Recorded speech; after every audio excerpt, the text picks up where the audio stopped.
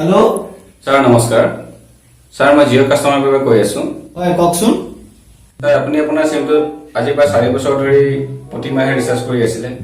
কিন্তু স্যাৰ আজি প্ৰায় 4 মাহ মান ধৰি আপুনি ৰিচাৰ্জ কৰা নাই কাৰণটো জানিব পাৰিম নেকি এ কিনো কম দাদা মোৰ পাঁচজনী গাৰ্লফ্ৰেণ্ড আছিলে পাঁচজনী গাৰ্লফ্ৰেণ্ড সব ব্ৰেকআপ হৈ গ'ল এতিয়া মোৰ গাৰ্লফ্ৰেণ্ড নাই কাৰ লগত ৰিচাৰ্জ ভৰাই কাৰ লগত কথা পাতে সেইকাৰণে ৰিচাৰ্জ ভৰোৱাই নাই হেল্ল'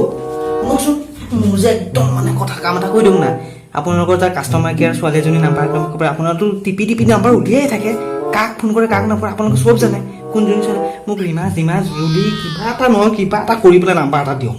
মই নাজানো কিবা এটা কৰি নাম্বাৰ এটা দিয়ক নাই নাই স্যাৰ স্যাৰ আমি আমাৰ কাস্টমাৰ কেয়াৰ পৰা একো নাম্বাৰ দিব নোৱাৰো কাৰণ ইয়াত বহুত আমাৰ টাৰ্মস এন্ড কন্ডিশন থাকে আপুনি যদি নিজে পঠাই লওক ফেসবুকৰ পৰা আৰু আপোনাক চোন দেখাত চেনি লাগিছে ফটোত তাত মই চাই আছো তো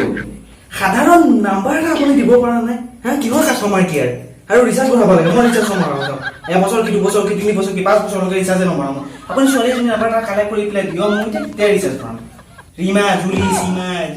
হ'লেই হ'ল মোক এটা খালি মোক নাম্বাৰ এটা লাগে হা তই মই অহৰা যা ৰিচাৰ্জে নমৰাম যা দে যা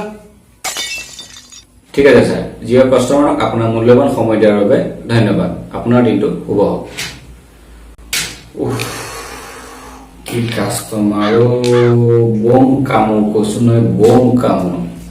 তাক নাম্বাৰ দিব লাগে কাস্টমাৰ কেয়াৰ পৰা বিচাৰি তাকো ছোৱালী নাম্বাৰ ঠিক এইটো কাস্টমাৰ বহুত কামৰ দেই ৰহ নেক্সট কাস্টমাৰলৈ ফোন কৰোঁ